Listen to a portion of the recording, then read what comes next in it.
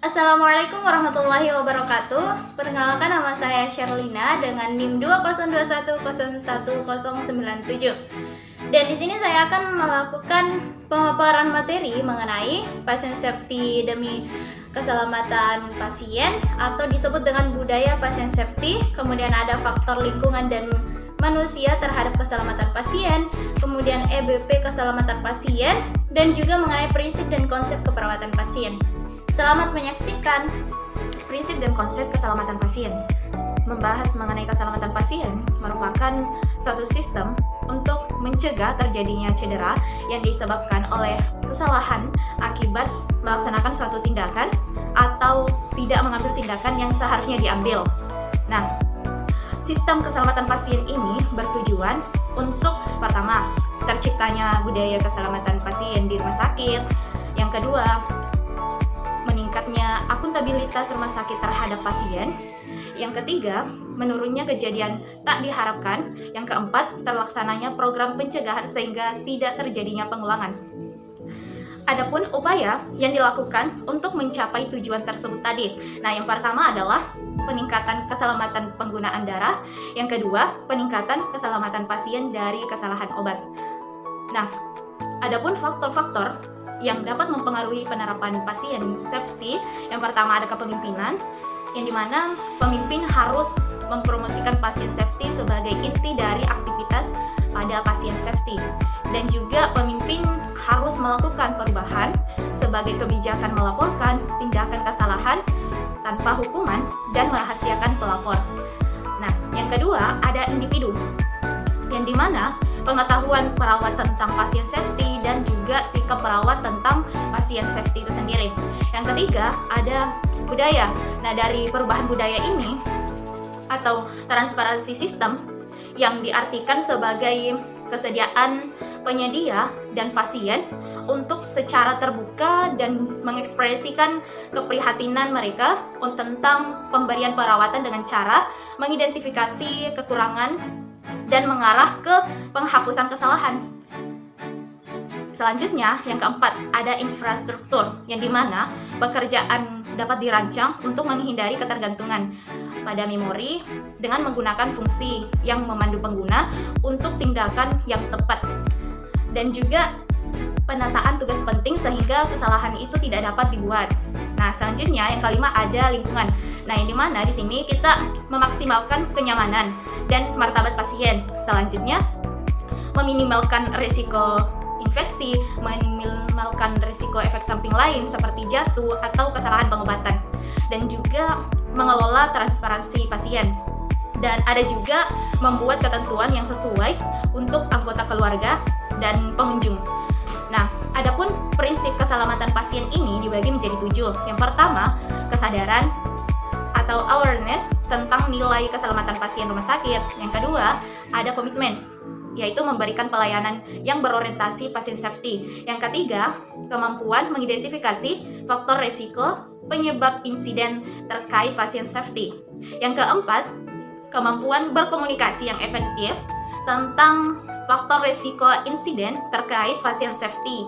Yang kelima, kepatuhan pelaporan insiden terkait pasien safety. Yang keenam, kemampuan mengidentifikasi akar penyebab masalah terkait pasien safety. Dan yang terakhir adalah kemampuan memanfaatkan informasi tentang kejadian yang terjadi untuk mencegah kejadian berulang.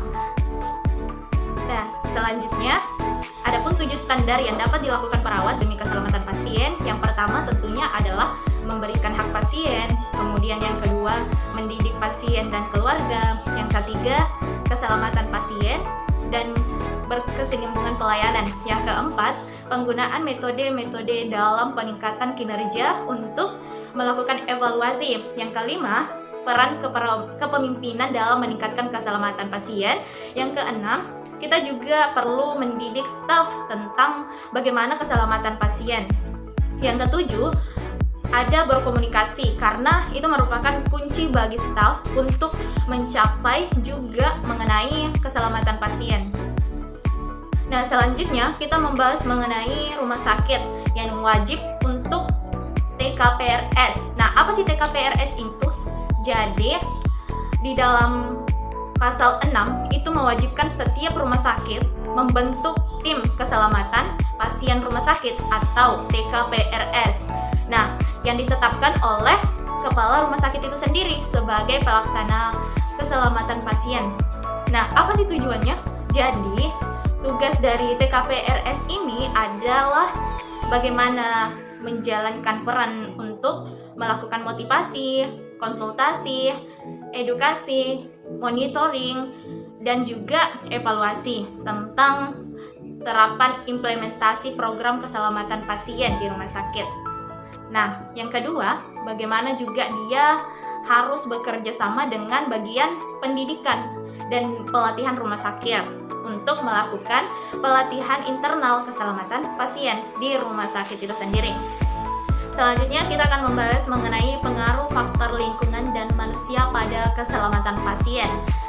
Faktor-faktornya adalah yang pertama pencahayaan, yang kedua ada kebisingan, yang ketiga ada suhu udara, yang keempat ada siklus udara atau ventilasi, yang kelima bau-bauan, yang keenam getaran mekanisme.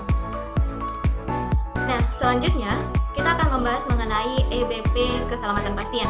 Nah, apa sih EBP ini?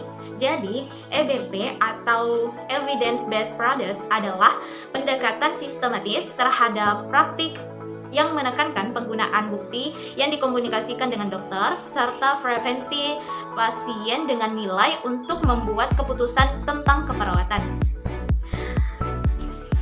Nah, selanjutnya ada pun 5 tahapan model dalam menerapkan evidence based practice ini. Yang pertama ada tahap persiapan, yang kedua tahap validasi, yang ketiga tahap evaluasi perbandingan atau pengambilan keputusan, yang keempat tahap translasi atau aplikasi, yang kelima ada tahap evaluasi. Nah, teman-teman, mengapa sih evidence based practice ini penting untuk melakukan praktik keperawatan? Nah, karena yang pertama itu dapat memberikan hasil asuhan keperawatan yang lebih baik kepada pasien. Yang kedua tentunya adalah memberikan kontribusi perkembangan tentang keperawatan. Yang ketiga, meningkatkan kepercayaan diri dalam mengambil sebuah keputusan. Oke, selanjutnya membahas mengenai budaya atau ruang lingkup perawat dalam meningkatkan keselamatan pasien. Nah, tentunya nih di organisasi atau rumah sakit tentu memiliki budaya yang berbeda-beda sesuai dengan kerja masing-masing. Nah, biasanya nih budaya itu kita dapat merasakan apabila kita sudah melihat dan juga masuk ke dalam ruang tersebut. Nah, itulah budaya. Nah, misalnya nih ketika kita masuk ke salah satu unit di rumah sakit, kita pasti akan bisa segera menilai nih apakah petugasnya itu ramah, apakah dia siap membantu kita, ataukah apakah pelayanannya itu cepat. Nah, apa sih budaya kerja ini? Kenapa harus dibentuk? Nah, budaya kerja ini dibentuk oleh kelompok sebagai upaya untuk mengatasi masalah-masalah yang muncul dalam lingkungan kerja dan untuk beradaptasi dengan lingkungan eksternal. Selanjutnya adalah mengukur maturitas budaya pasien safety. Ada beberapa hal yang dapat dilakukan dalam mengukur maturitas budaya. Nah, budaya ini itu diklasifikasikan oleh Ashcroft. Nah, yang pertama ada mengenai patologis. Nah, di mana patologis ini organisasi melihat keselamatan pasien sebagai masalah saja. Akibatnya, informasi terkait pasien safety akan ditekan dan juga lebih berfokus pada menyalahkan individu demi kekuasaan pihak utama. Selanjutnya, yang kedua adalah reaktif. Nah, di tingkat ini itu di mana organisasi menyadari bahwa keselamatan pasien adalah hal yang penting, tetapi dia hanya berespon ketika terjadi insiden yang signifikan. Yang ketiga, ada proaktif. Nah, di tingkat proaktif ini, organisasi cenderung berpaku pada aturan-aturan dan jabatan dan kewenangan dalam organisasi. Nah, kalau di insiden bisa terjadi, itu di tingkat ini informasi tidak diteruskan atau bahkan diabaikan juga.